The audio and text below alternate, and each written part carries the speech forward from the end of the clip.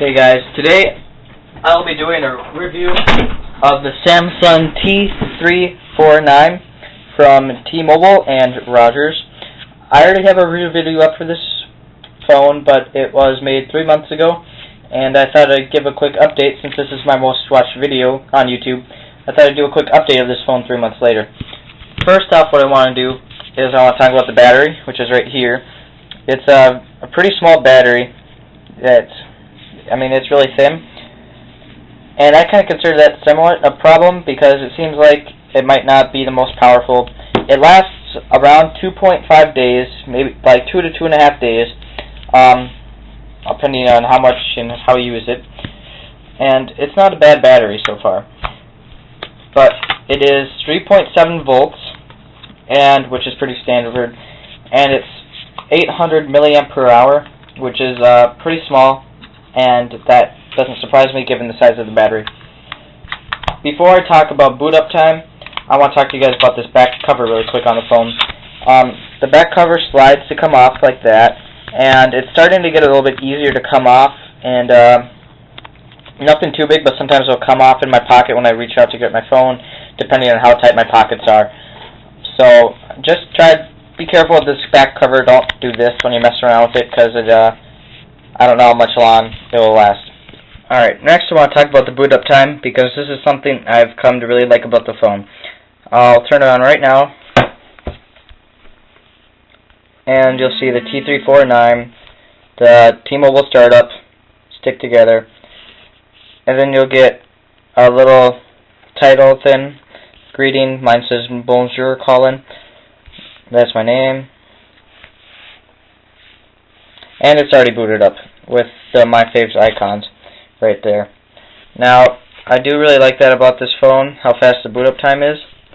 I think that's really nice. Good feature, works well.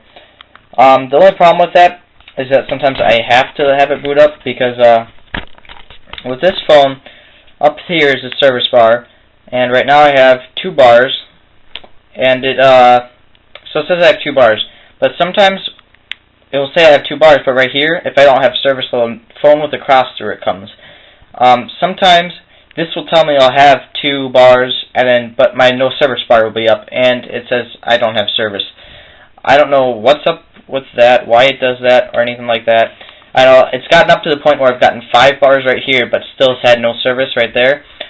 And unfortunately, the fastest way I found how to fix that is to pull the battery out and reset it. So, it's good that they have that startup time, but at the same time, it's kind of needed on occasion. Another thing I have with this, another issue I have, not really an issue, but a gripe I have with this phone, is that if I boot it back up, sometimes I'll come up with a list of my missed calls, and it'll say I have 4 missed calls, and I'll go and look at them, and they're all 4 days old or something. They go back 4 days, and so I'll resend a notification telling me that I have those, but I know that.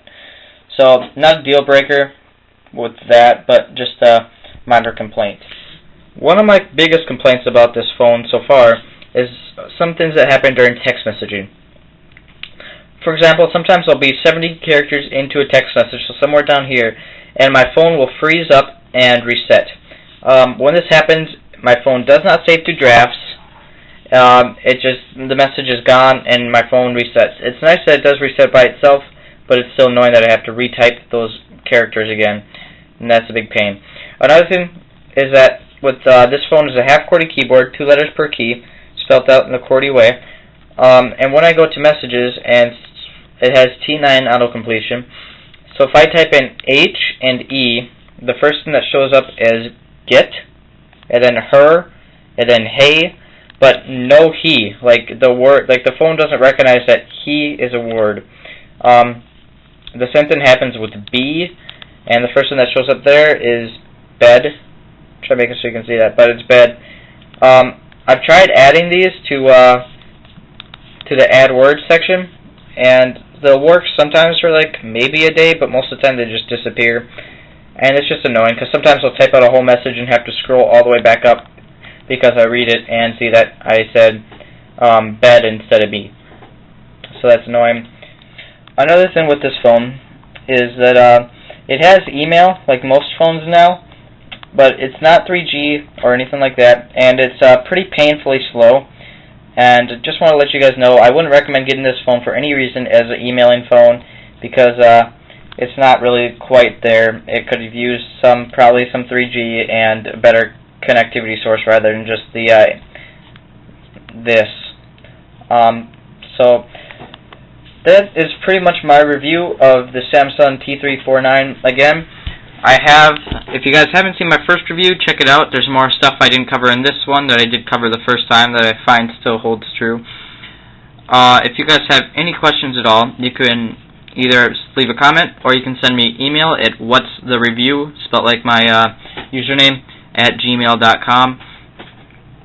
And I'll get to my review. I said that this is probably like a 3. I'd say that this gets like a 3 out of 5. Definitely is like what I said in my first video. I think that they thought that this was they tried to build this as a messaging phone, which is why they have the half QWERTY in. But I feel like they overemphasized the messaging, and I feel that call quality took a hit, which I talked about in my first video. Call quality took a hit, and some other features just don't work like they should, including some of the messaging, despite this being a messaging phone, like what I said with the T9 and the resetting of the phone on occasion. So I'm going to go with what I said last time. Don't buy this as a first phone. If you have a full upgrade eligible after 22 months or whatever it is, save up for something probably a little bit better. Go for just go for something else besides this. I got my phone right here for $99 as a prepaid, and I stuck my old SIM card in it because my old phone broke. That's what I recommend doing. If you need a secondary phone, $99, this is probably the best phone you could get for $99. Other than that, if you get it for free, maybe on a 2-year contract, and if you're looking for a budget phone, this is pretty good. It's not great, but it will definitely do the job for you. So that's my review of the Samsung T349 the first time. Once again, if you haven't seen my first video, go check it out now.